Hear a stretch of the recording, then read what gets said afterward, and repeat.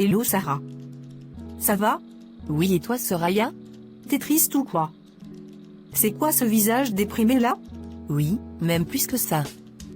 Je commence à perdre la foi. J'ai envie de tout abandonner. Pourquoi ça ma sœur?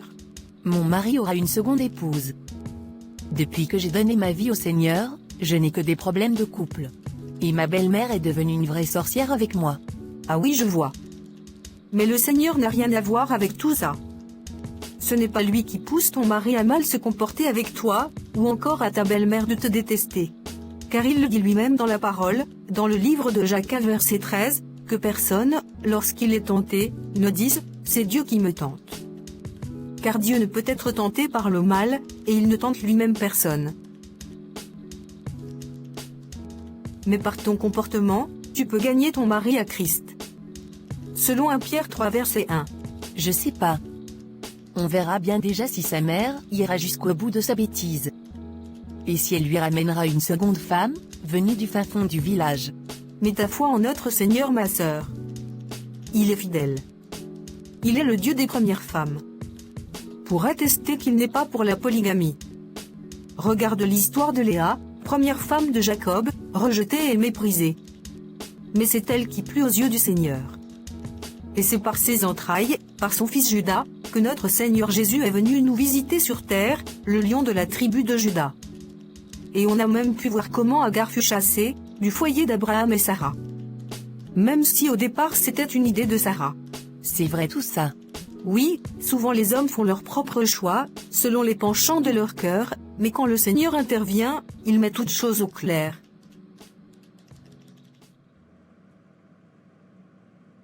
J'espère que tu m'as bien compris.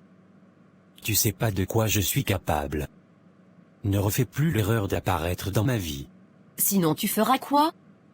Essaye seulement, et tu auras ta réponse. Mais tu regretteras d'avoir désobéi.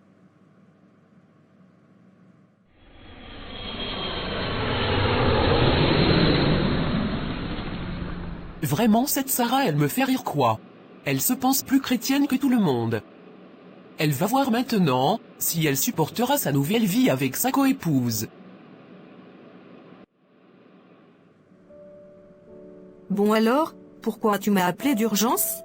J'ai envie de me suicider. Pourquoi ça? Alain est retourné avec sa femme. Et maintenant il me jette comme une vieille chaussette. Le pire de tout ça, c'est qu'il va se prendre une seconde épouse. Il a joué avec moi. Bon, tu connais déjà mon avis pour cette histoire. Il est le mari d'autrui, et je t'avais prévenu que ça se terminerait mal. En plus, tu idolâtres cet homme, car il t'a fait miroiter un amour mensonger. Alors que Elohim lui t'aime d'un amour véritable. Et toi tu vas sacrifier ta vie et te suicider pour un homme fait de chair et de sang comme toi. Personne ne m'a jamais aimé comme lui. Oui tu as raison. Personne ne t'a jamais aimé aussi faussement que lui. Par contre, comme je te le répète, le Créateur de toutes choses, lui il t'aime véritablement. D'ailleurs on a une réunion de prière ce soir. Je t'invite. Dis-moi sœur Mélissa.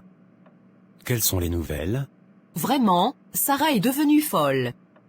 Elle est vraiment possédée par l'esprit de Manueta. Après tout ce qu'on a fait pour elle. Une vraie ingrate. Et je viens d'apprendre que son mari va prendre une seconde épouse. Voilà, les conséquences de la désobéissance. Ne prions pas pour elle. On va la livrer à Satan. Je suis d'accord.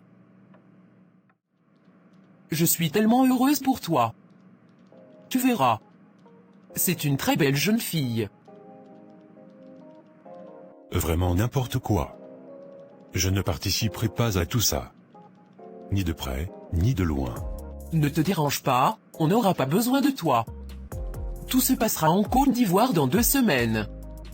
Puis nous serons de retour tous ensemble. Grâce à mon frère qui travaille à l'ambassade. Maman, je suis obligé de venir? Non, tu es forcé de venir. Bon, d'accord. Alain. Sois un homme, bon sang. Tu vas pas toujours te laisser dominer par ta mère. Laisse mon fils tranquille. Alain, nous finirons cette conversation plus tard. quand ton père ne sera pas là. C'est vrai que j'avais jamais pris le temps d'écouter ma sœur, quand elle me parlait du Seigneur. C'est ton temps aujourd'hui, et il faut le saisir. C'est vrai Valérie. Pendant qu'il est dit, aujourd'hui, si vous entendez sa voix, n'endurcissez pas vos cœurs, comme lors de la révolte. Hébreux 3 verset 15. Alors je veux me convertir aujourd'hui. Comment ça se passe? Confesse-le de ta bouche et de tout ton cœur. Et si tu es prête, tu peux recevoir ton baptême maintenant même. Oui, je le confesse. Je donne ma vie à Christ. Et je renonce à ma vie de péché. Je me repens pour toutes mes erreurs. Et je veux recevoir mon baptême maintenant. Soraya, tu peux t'occuper du baptême s'il te plaît? Oui, bien sûr. Avec plaisir.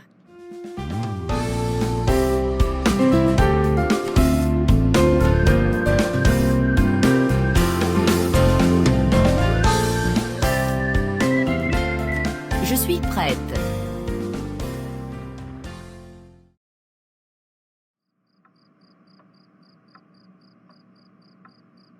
Je sais que tu dois être en colère. Mais j'ai pas le choix. Nos parents sont nos dieux sur terre. Et je dois obéir à ma mère. Tu veux dire que ta mère est ton Dieu sur terre. Car en ce qui concerne ton père, tu ne lui obéis jamais. Puis il n'y a aucun verset biblique qui stipule que nos parents sont nos dieux sur terre. Dis ce que tu veux. Mais c'est comme ça. Sache que tu répondras seul de tes actes devant le Seigneur. Et ta mère ne pourra rien pour toi ce jour-là.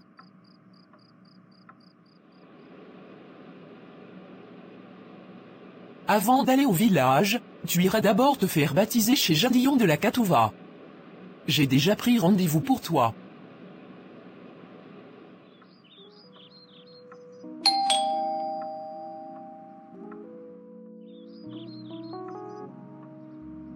Bonjour madame. Je suis juste venue vous demander pardon pour le tort que je vous ai causé. J'ai accepté Jésus comme mon Seigneur et Sauveur, et il m'a convaincu que j'ai péché contre vous. Pardonnez-moi s'il vous plaît.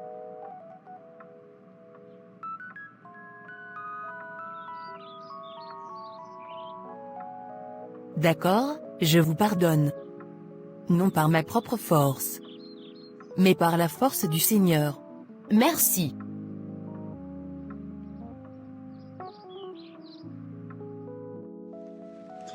Je vous dis, si vous trouvez un seul vrai pasteur dans toute la Côte d'Ivoire, en dehors de moi là, je ferme ma Bible pour toujours. Ah bah? Les faux pasteurs. Ah bah? Les pasteurs qui disent qu'avoir les rapports avant le mariage, c'est un péché. Goûter à une femme, avant de l'épouser, c'est pas un péché. Si tu écoutes un pasteur qui contredit ça, tu meurs comme ça, tu vas en enfer.